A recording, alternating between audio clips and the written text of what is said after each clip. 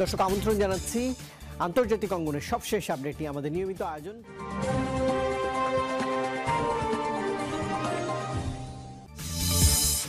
সার্বভৌমত্ব রক্ষায় বিজিবি সদস্যরা এখন জলে, স্থলে ও আকাশপথে বিচরণ করবেন বলেছেন প্রধানমন্ত্রী।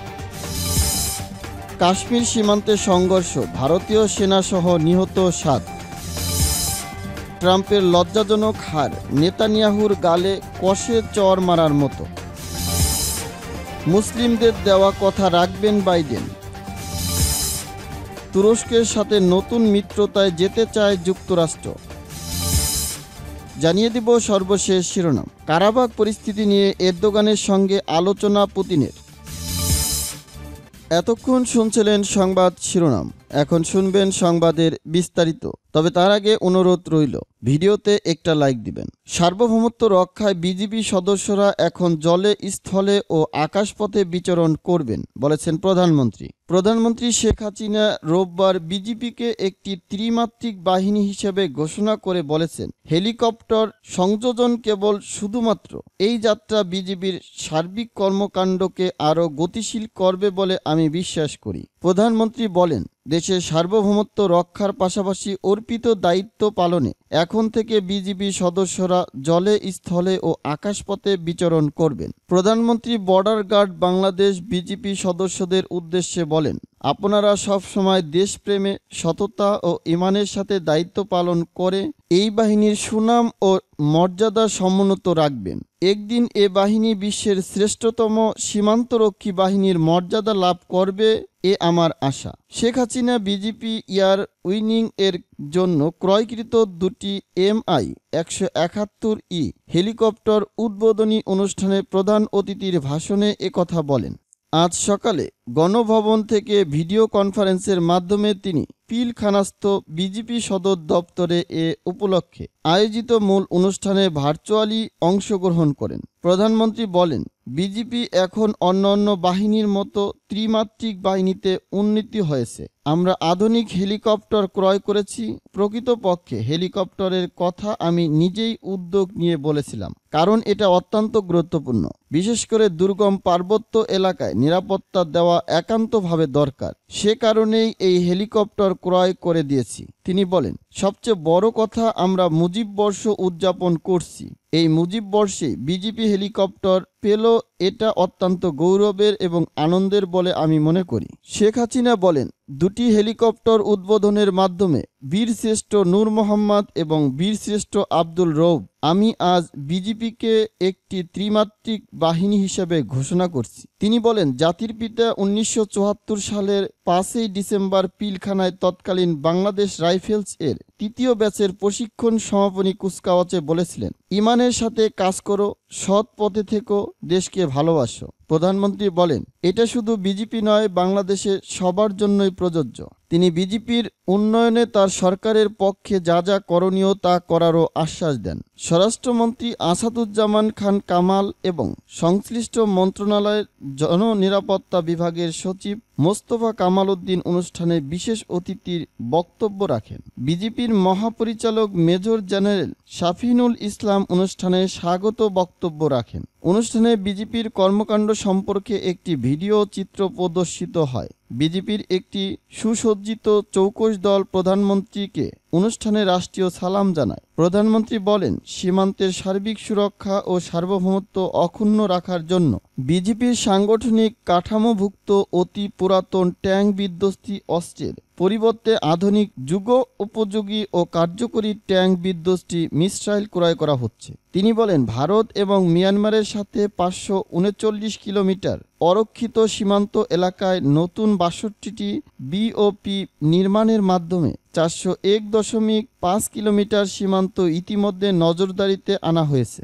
অবশিষ্ট 137.5 কিলোমিটার অরক্ষিত সীমান্ত এলাকায় আরও বিওপি স্থাপন করা হবে। সরকার প্রথম বলেন, গত 22 সেপ্টেম্বর 2020 তারিখে একনেকের সভায় আরও 73টি নতুন কম্পোজিট বিওপি নির্মাণের বিষয়ে অনুমোদন প্রদান করা হয়েছে। এতে বিজিপির অপারেশনাল সক্ষমতা বহুগুণে বৃদ্ধি সহ সৈন্যদের মনোবলের ওপর ইতিবাচক প্রভাব বিস্তার করবে। কাশ্মীর সীমান্তে সংঘর্ষ, ভারতীয় সেনাসহ নিহত 7।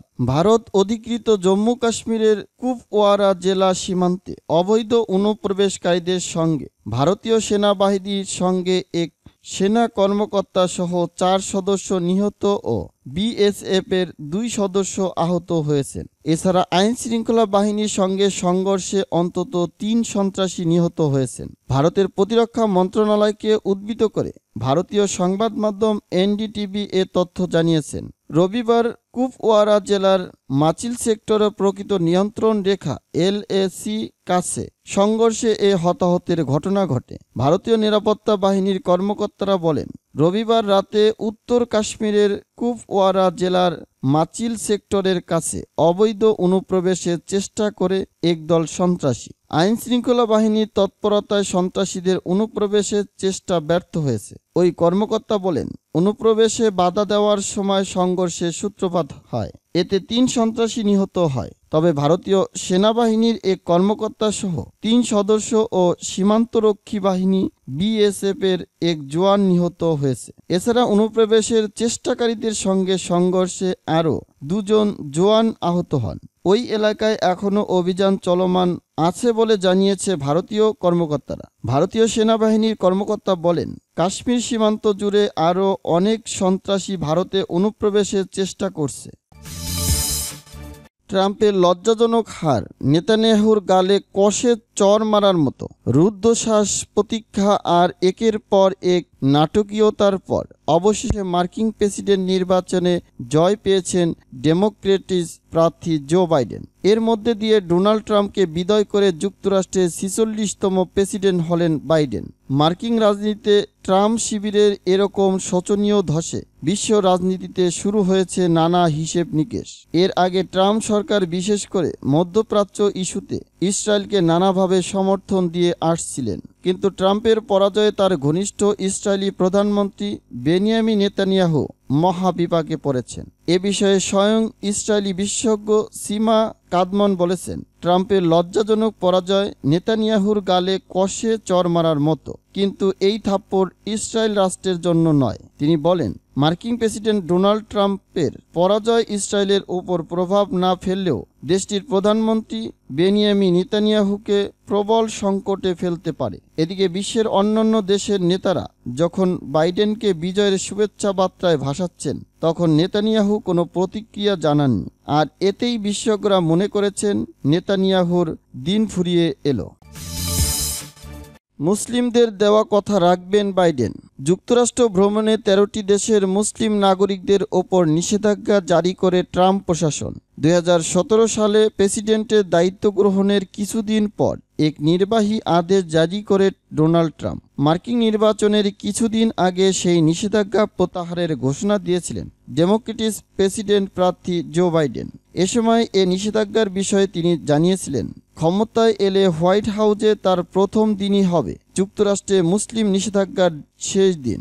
জো বাইডেন প্রেসিডেন্ট নির্বাচিত হওয়ায় এ নিয়ে নতুন করে আলোচনা শুরু হয়েছে। বিশ্লেষকদের বরাত দিয়ে মধ্যপ্রাচ্য ভিত্তিক সংবাদ মাধ্যম আল জাজিরার খবরে বলা হয়েছে, এখন বাইডেন প্রশাসন চাইলে খুবই সহজেই নির্বাহী আদেশে ওই সিদ্ধান্ত উল্টে দিতে পারে। তবে কনজারভেটিভ পার্টি এ নিয়ে আদালতের শরণাপন্ন হলে নিষেধাজ্ঞা বাতিলের প্রতিক্রিয়ায় কিছুটা বিলম্ব হতে পারে। গত মাসেই বিদ্বেষমূলক অপরাধের বিরুদ্ধে লড়াইয়ের কথা বলেন বাইডেন। মুসলিম সম্প্রদায়ের উদ্দেশ্যে তিনি বলেন, প্রেসিডেন্ট হিসেবে আমি আপনাদের অবদানকে সম্মান জানাতে এবং সমাজ থেকে ঘৃণার বিষয় উপড়ে ফেলতে আমি আপনাদের সঙ্গে কাজ করব।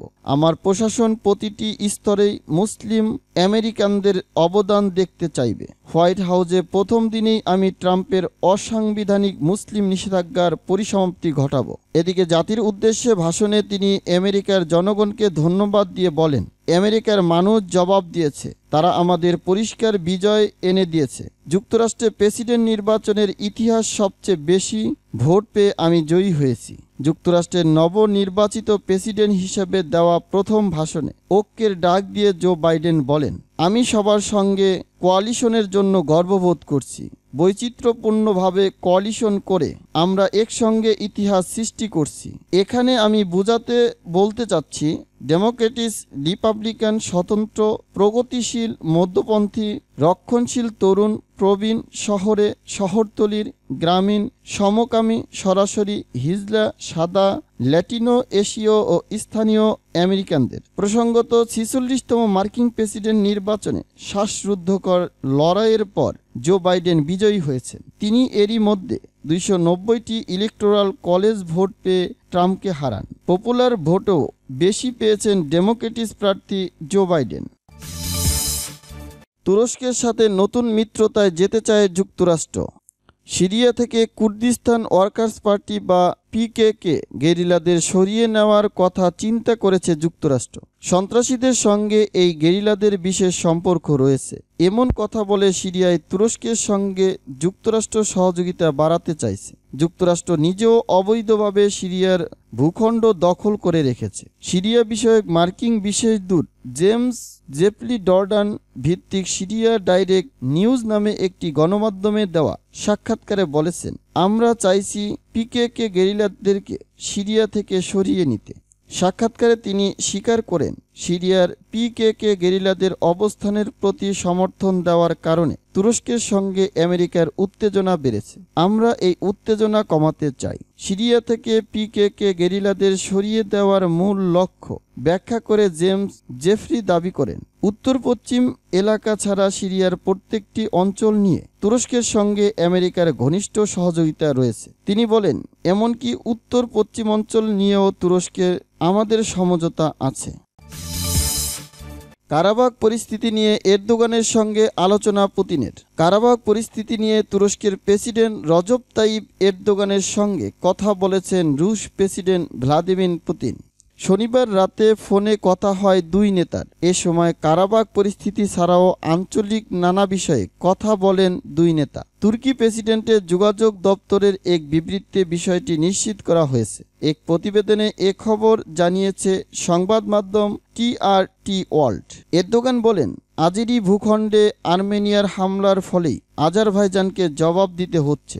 রাশিয়া এর আগে বলেছিল আর্মেনিয়ার সঙ্গে তাদের প্রতিরক্ষা চুক্তি রয়েছে, তবে কারাবাখের সংঘাত ওই চুক্তির আওতায় পড়ে না, কেননা এটি দেশটির মূল ভূখণ্ড নয়। তবে গত মাসের শেষ দিকে কারাবাখ ইস্যুতে প্রয়োজনে আর্মেনিয়াকে সরাসরি সমর্থন দেওয়ার ইঙ্গিত দিয়েছে মস্কো। রুশ পররাষ্ট্র মন্ত্রণালয় সাফ জানিয়ে দিয়েছে, কারাবাখ ছাড়িয়ে সংঘাত আর্মেনিয়ার মূল ভূখণ্ডে পর্যন্ত পৌঁছালে আর্মেনিয়াকে প্রয়োজনীয় সহায়তা দেবে মস্কো।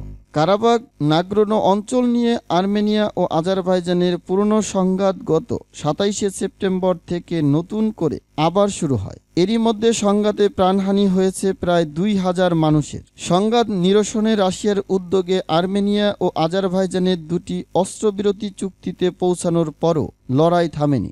অবশেষে যুক্তরাষ্ট্রের পক্ষ থেকে সংঘাত নিরসনের প্রচেষ্টা চালানো হয়। এর অংশ হিসেবে তৃতীয় দফার অস্ত্রবিরতিতে পৌঁছায় দুই দেশ। সেটিও ব্যর্থ হল। পুনরায় অস্ত্রবিরতির আলোচনায় বসলেও কোনো সমঝোতা হয়নি। উল্লেখ্য, নাগরোনো কারাবাখ অঞ্চলটি আজারবাইজানের ভেতরে অবস্থিত হলেও ইয়েরেভান সরকারের পৃষ্ঠপোষকতা নিয়ে তা নিয়ন্ত্রণ করছে আর্মেনীয় বিচ্ছিন্নতাবাদীরা। 1980 এর দশকের শেষ দিকে অঞ্চলটি নিয়ন্ত্রণ নিয়ে আর্মেনিয়া ও আজারবাইজানের মধ্যে সংঘাত শুরু হয়। 1991 সালে সাবেক সোভিয়েত ইউনিয়ন পতনের মুহূর্তে সংঘর্ষ চূড়ান্ত আকার ধারণ করে। 1994 সালে দুই পক্ষের মধ্যে যুদ্ধবিরতি প্রতিষ্ঠার আগ পর্যন্ত এই সংঘর্ষে 30,000 মানুষ নিহত হয়। পরে 2016 সালের শুরুতেও সংঘাতে জড়ায় দুই পক্ষ।